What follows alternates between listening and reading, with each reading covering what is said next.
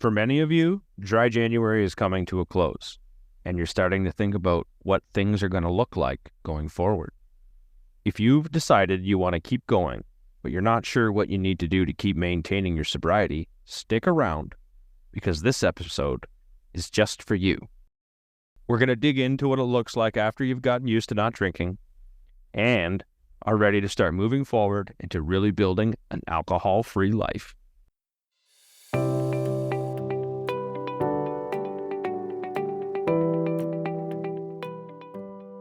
Welcome to Through the Glass Recovery podcast, where we believe that connection is the opposite of addiction, vulnerability is the antidote to shame, and that recovery isn't just rewarding, but it's also a lot of fun. We're your hosts, Julie and Steve. Listen as we get together with friends to shed light on the hard things, talk about the other side of addiction, and how we create a life so full there's no space left for alcohol. Don't forget to check out our website at throughtheglassrecovery.com. We're always adding new content and building an alcohol-free lifestyle where you can really find fulfillment and thrive. Hello and welcome, you guys. It's so nice to see everybody. I'm really excited. So we always record a little bit early, but this is actually the first episode that we're recording of the new year. So I'm really excited to tackle 2024, and it's super cool to be here with you guys. So we are, as per usual, going to go through our introductions. I'm going to start with Chuck. Do you want to tell us a little bit about yourself?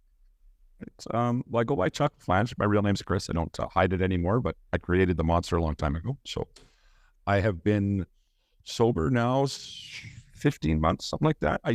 It's funny because I don't count until somebody asks me how long I've been sober for. So as typically speaking anyway, just because I kind of found some freedom in not worrying about it and just kind of living for today. I started my podcast, my content creation journey, February of last year. And and our message is about, sharing the love for family members more than anything and trying to help them to understand so that they can help their loved ones that are suffering in addiction. And your podcast is Ashes to Awesome, right? Yes, it is. Yes, it okay. Is. Yeah. So I'll make sure that I include links for that in our show notes so everybody can keep in touch with you. Cool. And just so the listeners know, where can they find your podcast? A2apodcast.com. That's A2A podcast.com. And of course, on the socials, more Facebook than anything. If you search for Ashes to Awesome, you find the page there. And, we do 3 episodes a week. Yeah, very, very busy. So, Video on YouTube? Also video on YouTube. Spotify has got the video, YouTube's got the video, and then of course sound you can do on all the platforms, right? So right on. Very cool. Yeah, we'll make sure we get our listeners in touch with you. I know people can use all the inspiration that they can get. I love the idea that you focus on helping families. I think that is so valuable and so important. So yeah, very cool. We're going to go with Haley next. How are ya? I am great. How are you? Good. I'm Haley D or Giggles. I am 358 days sober. Next week from today is my 1 year soberversary. So that's coming up. I'm super excited. You can find me on your social media because y'all are my home group. That's where I get all I go through them now. And then I recover out loud against the odds recovery. I'm Christian faith-based for my recovery, but I am recover out loud for every aspect of every disease. So I'm just trying to end the stigma and recover out loud so those that are suffering in silence do not die. And they can see through my story how deathly alcohol is. And I'll share more of that later. But that's all I got. Thank you for letting me be on here. Thank you for being here. We actually met Haley on Facebook. Now she comes to our Monday night meetings and hangs out with us on Zoom every week. So super cool to have you on here. And it's just been such a pleasure to get to know you.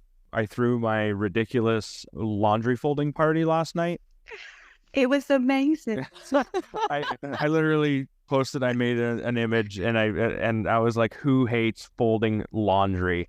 It's me. I always have the pile of laundry, so I decided that I would throw like a sober laundry folding party on Zoom. And there was like 5 or 6 of us, and we all folded laundry, and someone cleaned up the space, and we just kind of hung out and shot the breeze while we all did our things. I had a whole pile of it. It was fun. It was amazing. I got so much done. Podcast worth of laundry. Yeah, it's awesome. Yeah. Right? So cool. I love that you guys did that. I'm sad I missed out. I don't do it think again. I don't think it'll be the last time. It was It can't be. That's the way to do laundry now, y'all. Who would have thought you'd be folding laundry on Zoom, right? I mean, I hate everything about COVID, but the one thing it did was bring us all together the way that we are now, and now we can have laundry folding parties on Zoom. So yeah, I love it. the beauty of technology. Yeah. So last, we're gonna go with Jason. Jason was actually just on the podcast not too long ago and is stepping in and hanging out with us again today. So how are you? Great. Thanks for having me back. And I'm really jealous I missed the laundry folding party because I have a pile in my bedroom that I've been picking up all week to put on my clothes this came off my floor, of course. So I know you. I know that guy. That's me. I feel like there's a podcast to be made about sober laundry or sober laundry. You name your podcasts, right? Like this, instead of naming your sex tape. Yeah. So I like her. But it was proof if we work it, we got things done. We worked the program the entire time. Yeah, that's great. I've got the image, Jason. I've got the image, Jason. I'll put it on your group, and I'll let you know. I'm probably gonna do it again. Like this. Yeah. If you make an event, make sure you put it in our Sober Gangster community. Yeah, I will for sure. Coming your way, another laundry party. Just quick intro. Jason Williams, Sober Gangster. Been in recovery for 27 years, and I'm same as Haley. Just really try to focus on recovering out loud, sharing the message of hope, building community. I love even the way I live and what I wear. Like I recover out loud with my clothes. I have a clothing brand, sobergangster.com. And Chuck, I really am excited to listen to your podcast. I love that you're doing it, focused a lot on the families. Going back to my wreckage, the people I hurt the most were my families, and them trying to figure out what to do with me and how to support me. I put them through the ringer. So I love that you have a focus on that. That's a big deal. Really cool. Well, thank you all three so much for being here. Really quick, because it's been a long time since Steve and I have mentioned how long we've been sober, and we like to do that every so often. I'm just about to hit 28 months. And Steve, you are? I am like 3 months short of 3 years. So Good for you guys. Good for you. 33. 1,000. Yeah. 33, just about 33 months. Okay. 33, just over 1,000 days. Super cool. Nice. Yeah. Nice. Awesome. So this episode is going to come out on January 29th, which is the end of dry January for a lot of people. So we thought today we could talk about what now. It seems like everyone reaches a point in sobriety after the first month or so where staying sober feels more natural and doesn't take quite as much work, but then they end up feeling sort of stuck and aren't really sure what direction to start moving, which then, of course, can send them into the danger zone in a hurry. So what did that look like in your recovery journey? Once you got a handle on staying sober, how did you answer the question, what now? Just anybody go. Oh, okay. Absolutely. It's a free-for-all. I'll just jump in just because it's such a cool perspective. Because what now, that I've been in recovery for 27 years, what now hasn't gone away? I just talked about this on my live before, I hopped on with you guys. Like complacency and that stagnancy comes and goes, it like ebbs and flows. And, every time I'm really good at growth and change and applying the principles or the suggestions when I'm in pain. But as soon as I start to feel better, regardless if I'm after my first dry January or I'm 27 years sober, as soon as I start to feel better, all the things that I was working on kind of go to the wayside. All the tools that I'm using, all the like journaling, the meditation, the, going to a meeting every day, that stuff kind of goes to the wayside because I get complacent. And when that complacency kicks in and that stagnancy, then I start picking up bad behaviors and, eating a large pizza at night or, bored. Like my last drink wasn't because I had a horrible event happen 27 years ago. It was because I'd been sober for a year and a half and was kind of like, sure, I'll take a beer. That was all it took. And so that's, that complacency is almost scarier than turmoil. Turmoil, I dive into the work. Heartache, pain, suffering, I dive into the solution, but it's that, when you're stagnant, when I get stagnant is when I get slippery. It's a hard place to be in, and to try to find your way back to doing the work is, challenging sometimes. I'm going through it right now. Like I'm trying to stay in the work. I'm trying to stay in the momentum, but things are starting to feel better and I'm skipping maybe writing this morning. So I think it's a great topic regardless of how long you've been sober. Well, when I talked to you this morning and recognized that you were going to be on today, I was like, he's been sober for a really long time. And the first question that came to my mind was, how many times have you gone through the what now? Because I know I'm just over 1,000 days. And I think I've gone through like the what now, that ebb and that flow that you're talking about. I've probably gone through it like, I don't know, 6 times, maybe 7 times, somewhere in there. If I really dig deep and look at it, it's like, okay, something has to change. And then I know what to do in turmoil. But when I'm on the rise, there's like this massive question mark, and it's like I have to make a decision, or it's that leap of faith, right? Like, yeah, that's where it comes. It's like, now I have to grab into the unknown. Yeah, the spiritual bankruptcy has come numerous times throughout my recovery, but it's almost like, again, when things are going really good, it's almost like numbness kicks in. It's almost like I'm not feeling as connected. I'm not feeling as a part of, I'm not in the middle of the work, and until it starts to hurt again. And then I feel like I dive back into that work. And so trying to maintain that. Can I ask how long have you been doing Sober Gangster for, like as a content creator? Sober Gangster, I think I started this about 2 years ago, but really diving into it. I shared this with a friend just the other day. About 4 months ago, because I really kind of put myself out there with Sober Gangster. I felt so tied to my purpose. I felt so tied to connecting with community and, a higher calling and I think that's some of the things that we are looking for and searching for when we find recovery. It's like, what's my higher calling? What's my higher purpose? What's my purpose in life? And that changes the longer you stay sober. There's moments where I'm vibing, I'm feeling it. It might be about my family for a period of time. It might be about my job for a period of time. And right now it's about the community and giving back and carrying that message. But yes, it has helped. It's that purpose. The reason I ask is I started mine 4 months into sobriety. I started mine. I haven't had a what now moment since, because I'm so involved.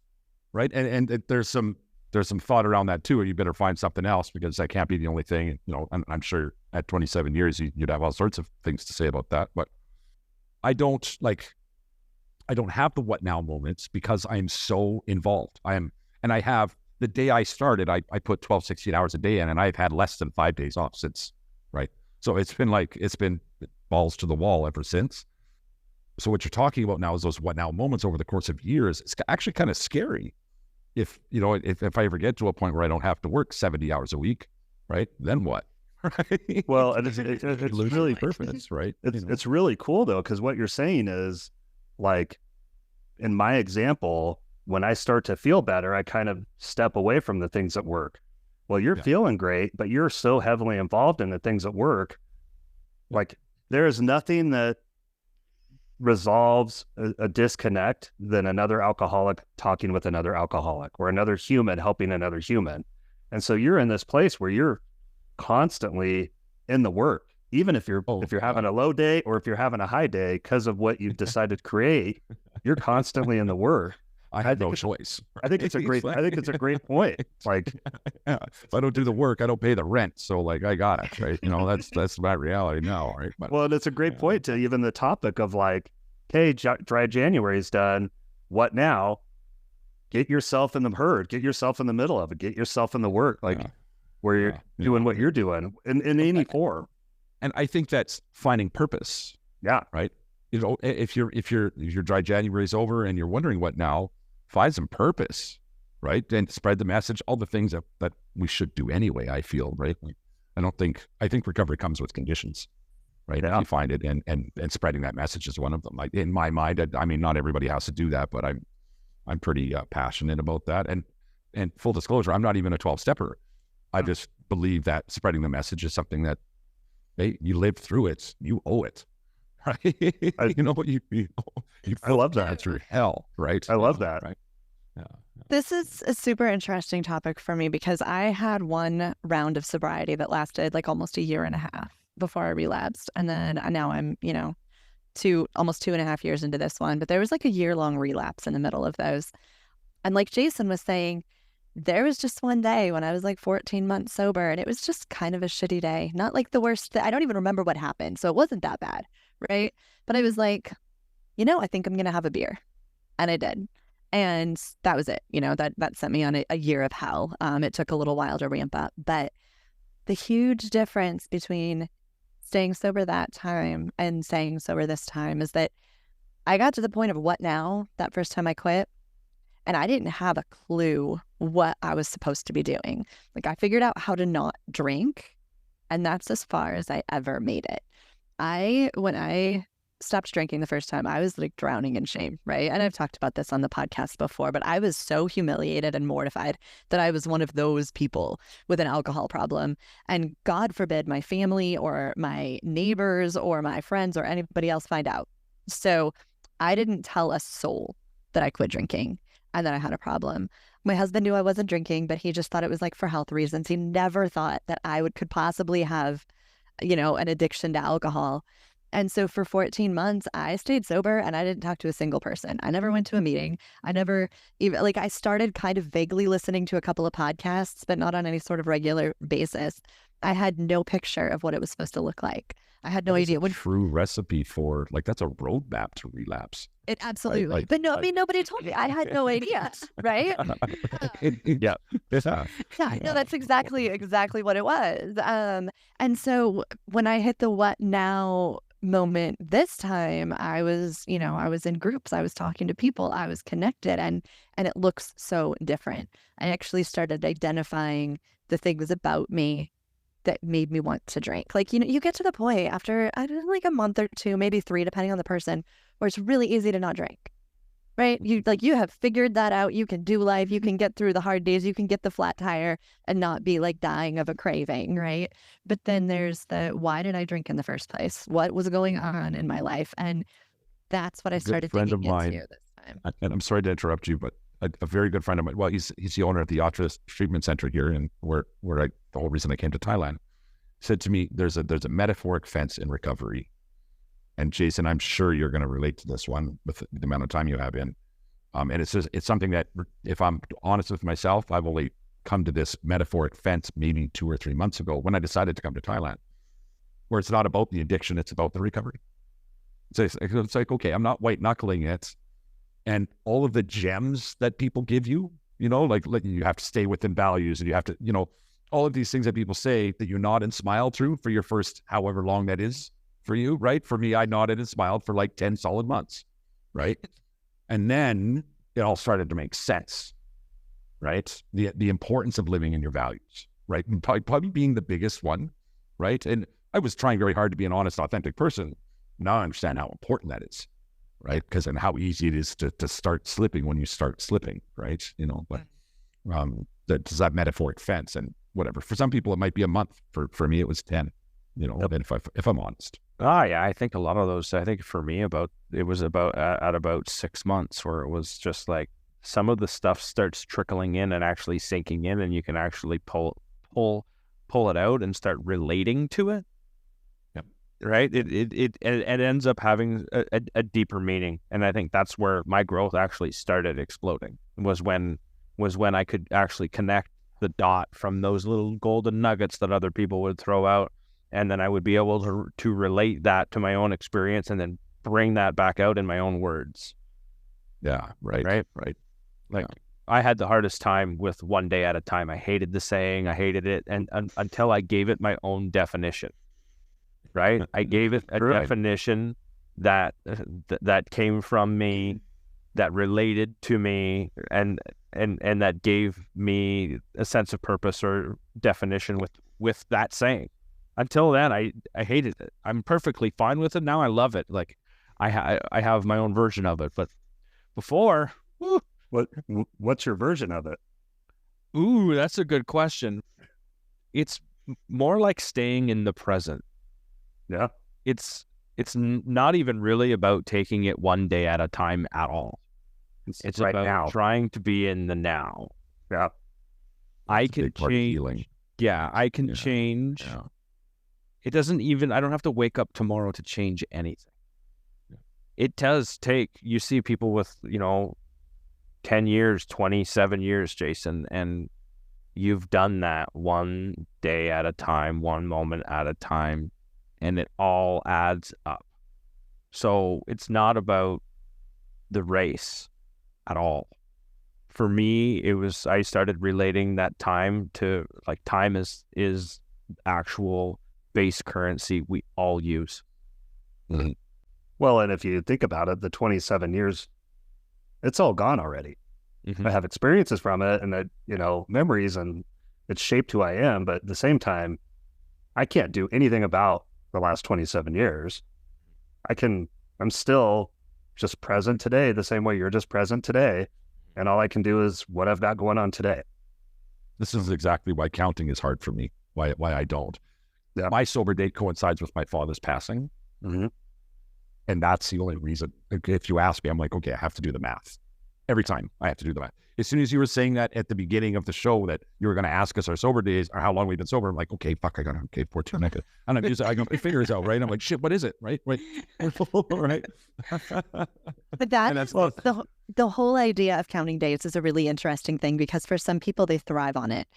Every milestone is a cause for celebration, and it's really meaningful, and it motivates them to keep going forward. Yeah, 100%. And for some people, it's like counting the days becomes so tedious and monotonous and frustrating and all of that it almost demotivates them. And I think that's something that at a relapse, it's even worse than that. Right. I can tell you the reason I never went back into the rooms initially was because of the shame of zero. Yeah. I did not want to go back in and collect that goddamn white tag again. I just did not. Right.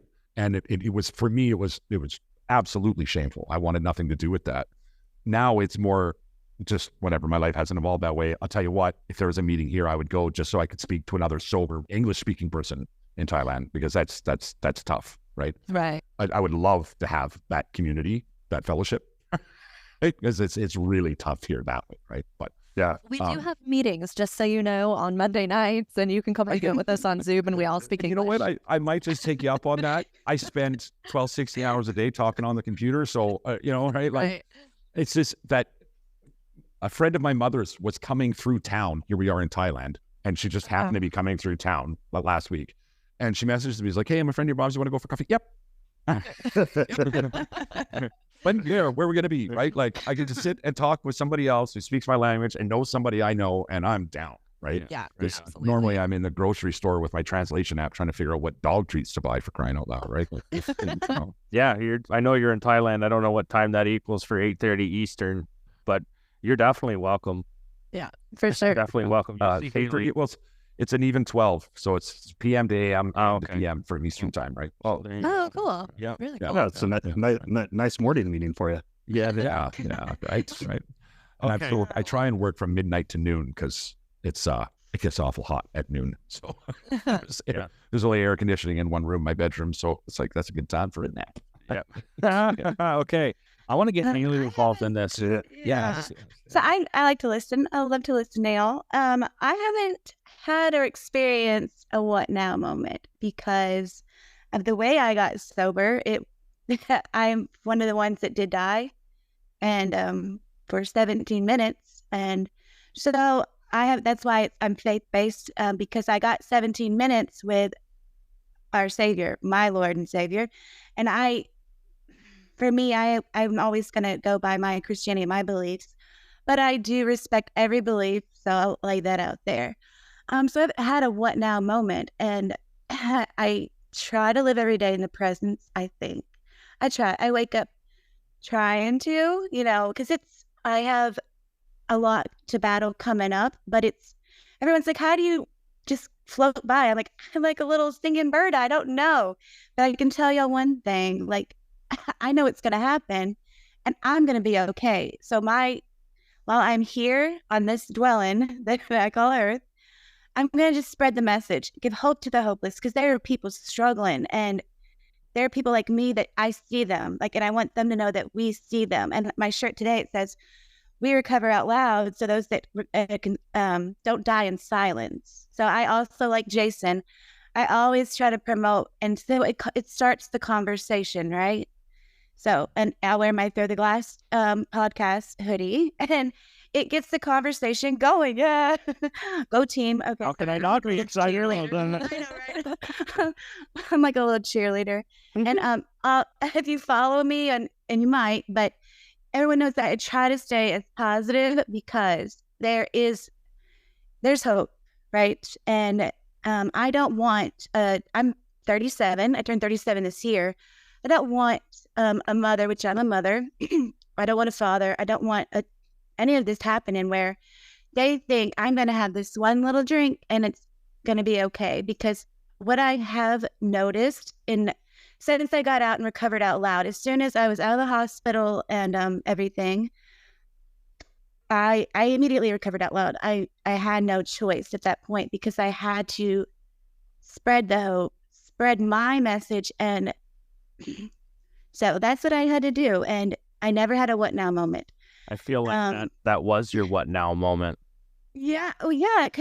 See, I had 17 minutes to get a message that I don't know how many other people have experienced it. So I can't only talk from my own experience, I mean, I literally woke up and I was like, oh, what a lovely, beautiful dream I just had. And I had been dead for 17 minutes, and I woke up a month later.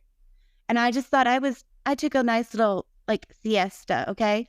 I remember, I was like, all right, Jesus, this is it. After this bottle, we're done. Okay.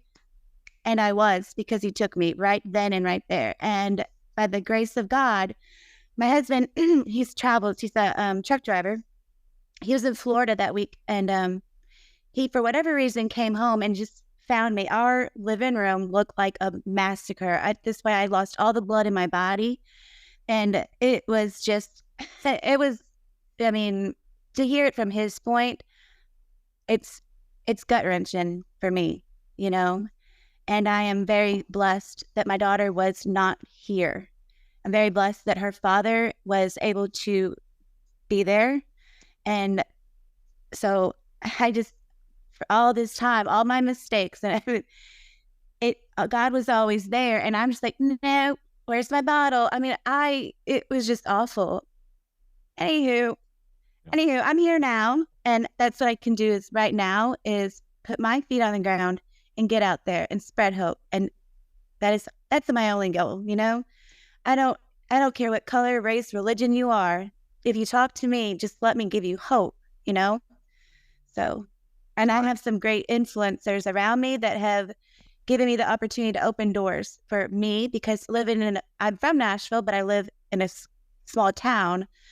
And I'm the only one in a small little town here in Munford, Tennessee, that will admit that this is an epidemic and it's a problem. I will have grandparents, parents, aunts, uncles come to me because there's so much shame in a small town. And I'm like, I've traveled. I'm like, no. There's got to be a way. There's got to be a better way. So anyways, there is a better way. And that's why I'm here right now with all of you lovely people. So that's what I got for that, about what now. This is it for what now, I think So your message it's so valuable, and your story is so powerful, Haley. And I know that you intend to share a lot more of that here coming up soon. So make sure to let us know, and we'll make sure we share that too, because yeah, it is such a powerful and important story for people to hear. The idea of staying in the moment is so important. And I think, we were just talking about time and how long have you been sober and all of that. And it's so easy to get, when you've figured out how to stay sober for the most part on a day-to-day basis, it's so hard to start thinking about forever and freaking yourself out, right? Or even that's too much for me. I'm like, no. Yeah, or even a year. And that's when we go back to the one day at a time thing. But, and that works for some people and it doesn't work for other people. And there's 1,000 opinions just on the idea of one day at a time. But there's something, when it comes to what now, there's something so important about just waking up in the morning and asking yourself, what do I need to do today to stay sober, to make my life feel full, to, further myself towards this purpose that I carry. I know my motto is create a life so full there's no space left for alcohol. And for me, my what now became not just getting rid of things, because that's what it feels like when you quit drinking. You get rid of things. You get rid of the fun, and you get rid of the drinking, and you get rid of the friends and on all of that, right? So for me, it was about bringing things into my life that made my life feel full. And you can do that every single day with intention and with meaning. And I think that there's a lot of value in not getting too caught up in the long term and just thinking about today. So it works for some people, it does. And I think, I'm sorry, Jason, I didn't mean to cut you off. Good. You're good. I support any way you get sober. I don't care how you get sober, because this epidemic, it's not going to end. It's going to get worse. It's not going to end until we we stand up for those who won't speak, so okay. Sorry, Jason, I was going to say that. No, I just was going to just on, when you're talking about like the one day at a time or staying in the moment, for me, throughout my recovery, like I have done everything wrong in recovery. Like I haven't followed all the guidelines. I haven't followed all the rules. I've gone rogue. I've ignored suggestions. The only reason I'm sober 27 years, and the only thing I've done perfectly over the last 27 years is no matter what, just don't drink. And so regardless of what's going on in my life, if I'm going through really low lows, because the longer you stay sober, the more you get to experience life. Like you get to go through divorces and houses and bankruptcies and job losses and deaths and all the things. But then you also get all the amazing things. You get the births and the marriages and the celebrations, all of the high highs, all of the low lows, no matter what was going on. Like I lived this life of no matter what I do, just don't drink. And that was because of, the gift I was given when I had my last drink of that, like I can't drink like a normal person, or this is always going to be my result. Because of that gift, if I just don't drink no matter what, I always have the opportunity to overcome what I'm going through. But the second I put alcohol in my body, whether it's a good day and I'm celebrating because I'm bored, because I don't know what to do with my day, because some friends invited me out, or because I'm going through some sort of trauma or tragedy, but the second I put any sort of mind-altering chemical in my body, I lose the ability to overcome whatever I'm going through. I lose the power to do anything about it. And so the only thing that I've done that has allowed me to live the life I've led is just don't drink no matter what. And that's always given me the opportunity to apply the tools, go to yoga, talk to another alcoholic. But as soon as I drink, I lose the ability to do any of that. Right. Jason, I had a question. So whenever social media became a thing, because you've been sober 27 years, became a thing, did you, or whatever, 25, was it 25? Yeah, no, 27, you're right. I just am old. At least so since MSN Messenger. Free social media. The country could pay attention. How did for people that are out there, how did social media affect that? I mean, were you always, it started as AA, it's been a taboo. Did it change your what now? Like, do I get online and do this, or did you wait? I don't know. There might be people out there that might not have the same thing, because I like the OG AA style of stuff too. But I attend through the glass meetings. I don't follow the steps verbatim. I think it's changed a little bit. Like Chuck mentioned, he's not active in it. Like his recovery isn't necessarily 12-step based. My recovery I found in the 12-step program, but I know there's a lot of different paths to recovery. It absolutely changed the dynamic within a 12-step room. 12-step rooms are, highly focused on anonymous and, no outside promotion. And even I felt it in my own recovery community. The more I started to speak about, I celebrated I think it was my 15th year sober publicly on Facebook. So that was 12 years ago. Yeah. I got a lot of grief celebrating that publicly on Facebook because it was still Anonymous. like a gray area in the 12-step rooms. Yeah. And for me, like when you see me talk about recovery publicly, I always refer to it as a 12-step program. I try to follow their principles as much as I can, in their traditions. Mm-hmm. But the day I shared that 15-year milestone and got vulnerable on Facebook and shared about my experience and was willing to let other people see that, I had a gentleman reach out to me at 4 a.m, struggling, read my post, called me. His recovery day is the day after mine, and he's now been sober 15 or 12 years because of that post. Yeah. And for me, it was like one line, right? But it was like for me, it showed me that recovering out loud is going to help more people find a solution. Being that door, it proved to me in that moment that's kind of like Chuck said, I have a responsibility to give this back. It is my job to share what I've been given, whether I'm doing it in a 12-step room or not.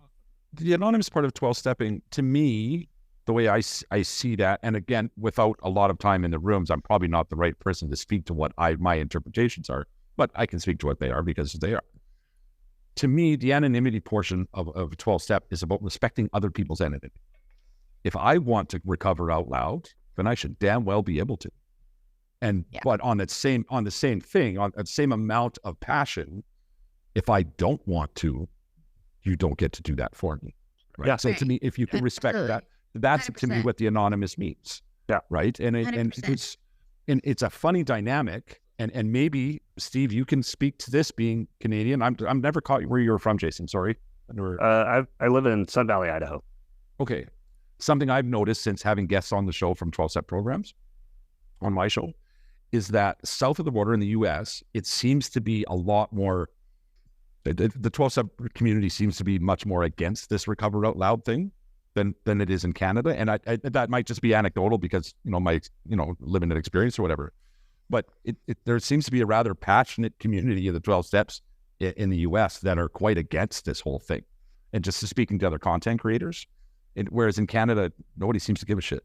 It's a different thing. I'm not sure. I think it's just a cultural thing, to be honest with you. It's just like culturally, I don't think we're passionate about different things, and I think we're a little bit more open-minded to what everyone else wants to do.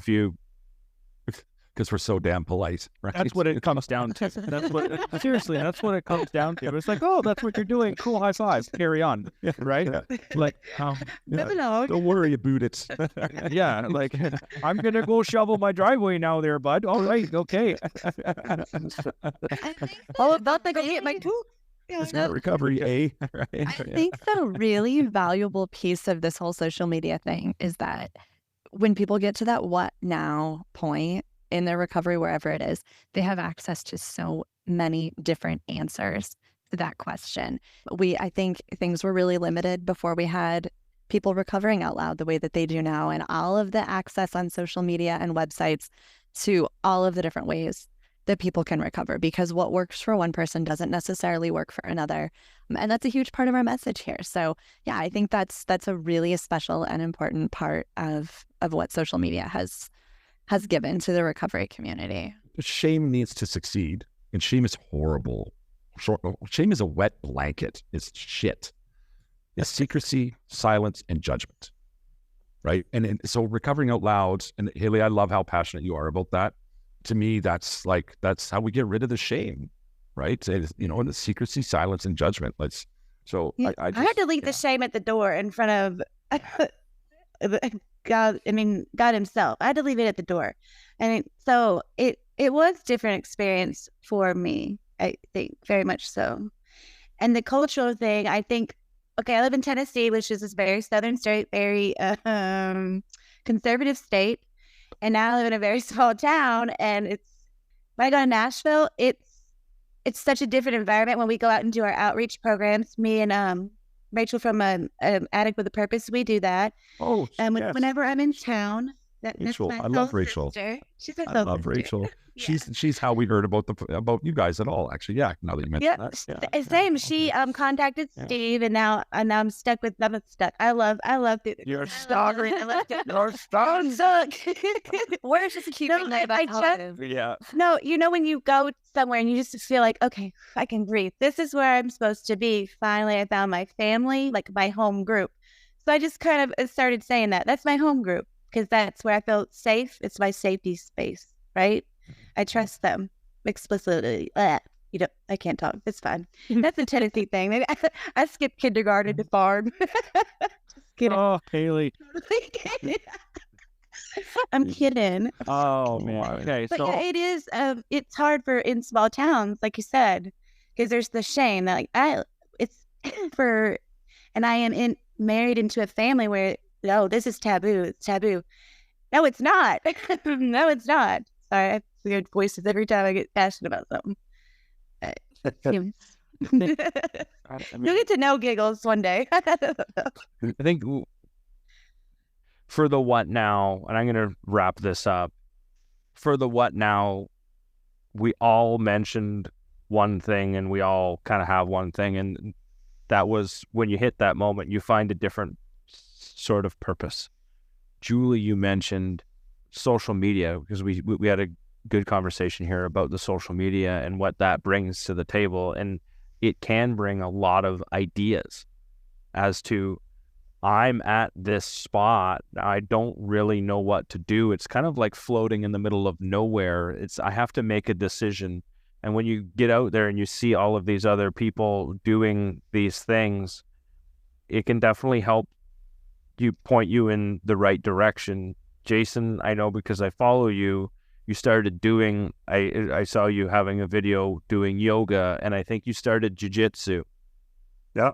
And That's impressive. I'm awful. I'm awful. Stage, and on the last episode you were on, we talked about embracing the suck. Yeah. Right? You were at a what Yoga now does moment. suck. Right? You were at a what now moment, and you decided to try something new. Sometimes my motto for this year is just walk through the door. Right. Sometimes you just the hardest thing we have all had to do is walk through the door of recovery, walk through the door of a new job, whatever it is. But just walking through that door, you get to experience something new. So all of that really is, you said there's nothing that resolves a disconnect than another human connecting to another human.